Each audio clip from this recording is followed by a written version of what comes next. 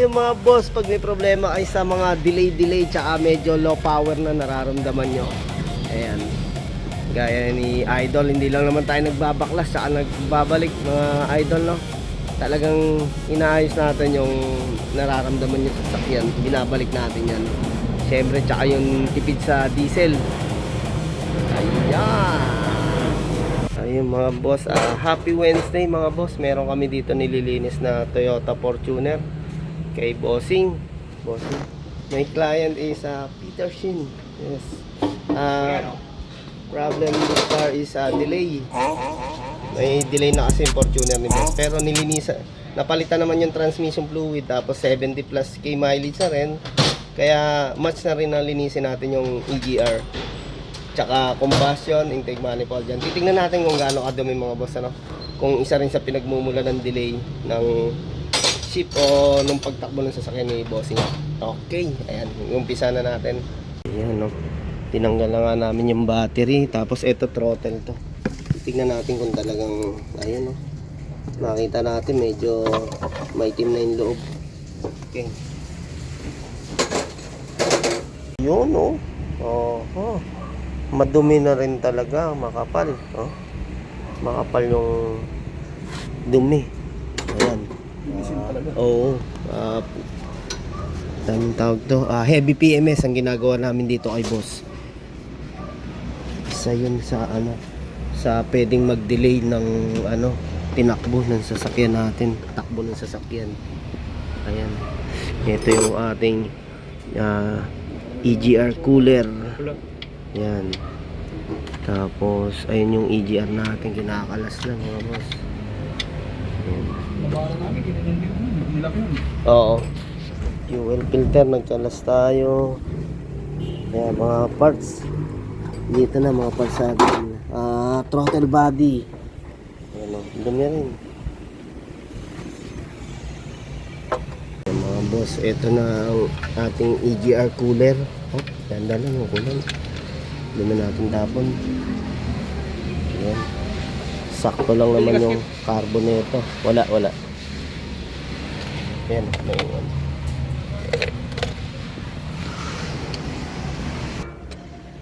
Boss gasket. Pinagatan natin yung gasket.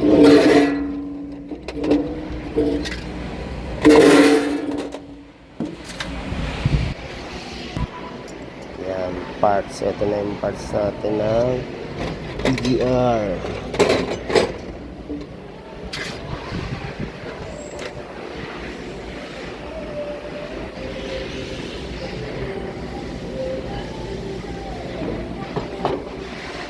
Sir, sa EGR. Oh, yeah. Oh. Yeah. Okay. Oh. Kapal na talaga, rin, house of carbon na rin.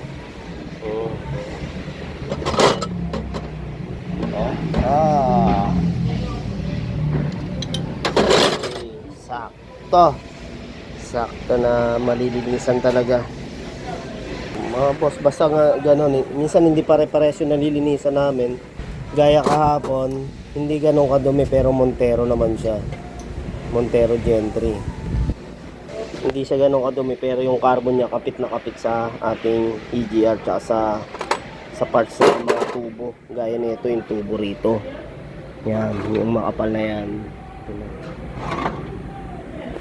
Ito, nakikita ko na rito yung likod eh. Yung likod, kapal.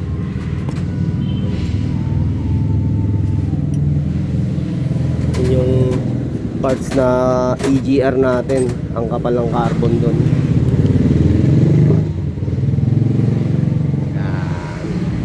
Kaya mga boss, kung halimbawa gusto nyo makabawas ng ganong carbon, kasi di ba meron yung malinis-linis, medyo magaan lang yung apak natin sa diesel o silinyador, makakabawas yan. Tapos yung natin mga boss, diesel din natin kung magandang klase. Tapos gumagamit din tayo na injector cleaner, yan, nakakabawas ng kapal ng carbon yan. Tapos yun nga yung naitatakbo natin ng malayuan, yun yung mga talagang pampabawas ng carbon sa ating makina. Long drive, no, mga idol. Tapos magaan ka lang umapak sa silinyador. Huwag yung laging parang lunod. Ayun, isa yon mga boss. Yun, mga boss, ano yung eto ang Fortuner, no? Gaya yung dumadali sa atin dito, ano lang daw hindi naman may dumadali sa atin, ang ginagawa lang daw natin baklas kabit. Syempre gaya nito, may problema tong kay boss, delay. Unang nagawa naman na yung transmission. Ito pinanggagalingan din ng delay to mga boss, yung sobrang carbon ng ating EGR tsaka intake manifold combustion. Kaya nakita naman natin ang kapal talaga. Ayan. Kaya syempre isa rin yung dinadiagnose natin yun. Hindi lang naman tayo nagbabaklas o nagkakabit, diba? Kaya syempre yung ayan, yung mga nanonood sa atin dyan na yun nga yun lang daw ang ginagawa natin. Syempre hindi naman natin pwedeng gawan ng problema tong wala namang problema to kumbaga gusto lang ipa-cleaning ng client. Ayan oh, gusto lang na din naman ipa-cleaning ng client. Ang madumi niyan pare sa likod, nakita ko to, ayun ang barado dyan oh, diba? Pwede pang galingan ng delay mga boss. Yan, yung dumi na yan. Ayun, kaya hindi lang tayo basta-basta nagki-cleaning mga boss, ano. Gaya nito, nalaman natin tong problema ni boss. Nalinis na naman daw yung kanyang transmission, palit ng mga filter, pati fluid, tapos fuel filter. Kaya isa natin sinuggest, kung hindi pa nagpalinis ang EGR, pwede na ipalinis mga boss oh. Ayan, nakita nga rin natin talagang madumi.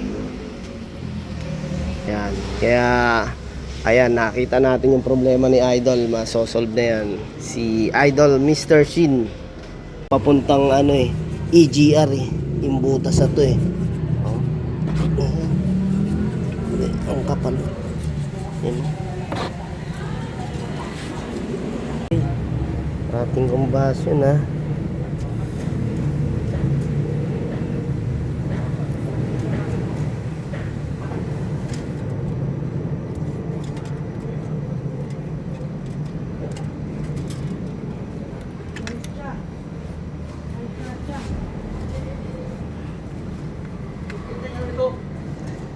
filter oh. Oo.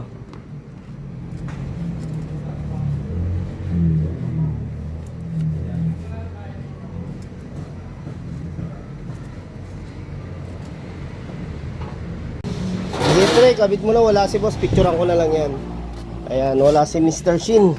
Pipicturean na boss oh. Ayan, sobrang linis na yung likod. Wow. Tapos yung combustion natin oh, kita naman na palinis na. Okay. Yan na, isasalpak na natin. Ayan, kumain siguro si Mr. Shin. Hirapan tayo kanina mag-English kay kay Mr. Shin. Koreano si Idol.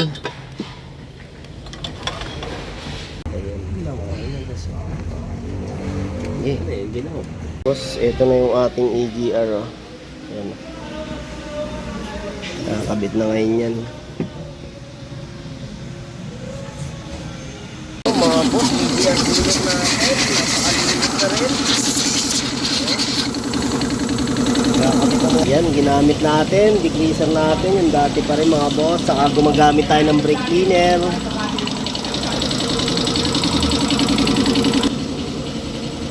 Ay, tapusin niyo yun.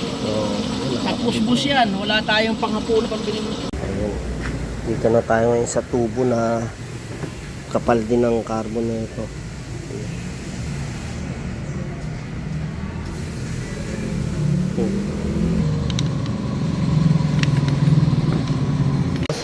Yung Fortuner pala natin, model 2019. Tapos halos wala pang 80k mileage oh, dami oh. Dami pa rin oh. Dito napunta yung maraming carbon. Buo pa rin sa loob. Yan, ugasan na natin yung mga boss, nilinisan na natin yung mga iba-iba pang parts na bahagi nitong kinakalas natin ng EGR. mga hose. Pinaka-throttle natin. Ayan.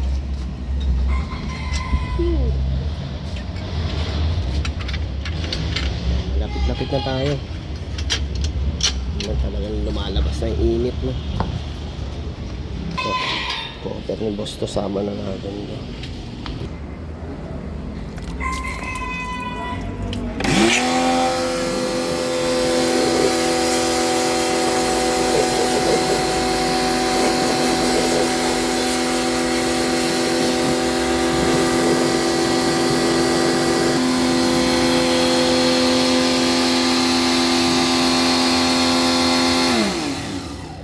Kuskusin natin yan, medyo kapit yung dumi.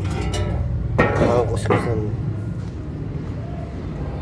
Dito na tayo sa ating throttle body. Yan. Ating degreaser.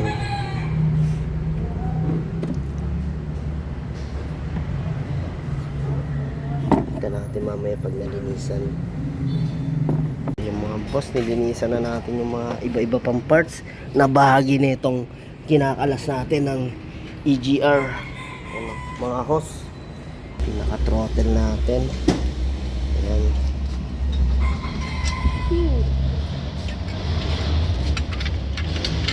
Malapit-lapit na tayo. Talagang lumalabas na yung init, no? So, cover ni boss to, sama na natin, no?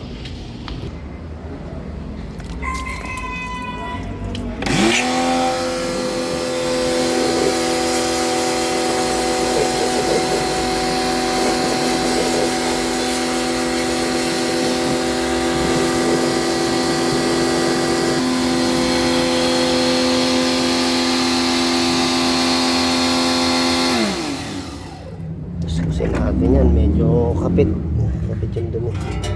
Mga kuskusan. Dito na tayo sa ating throttle body. Yan. Ating degreaser.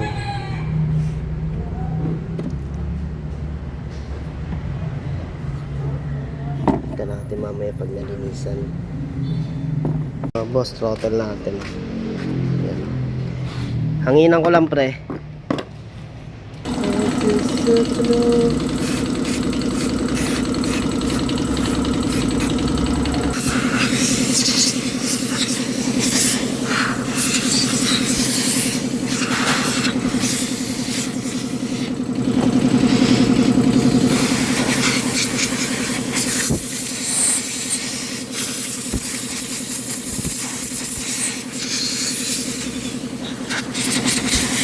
Papabitangan natin yung throttle mga boss.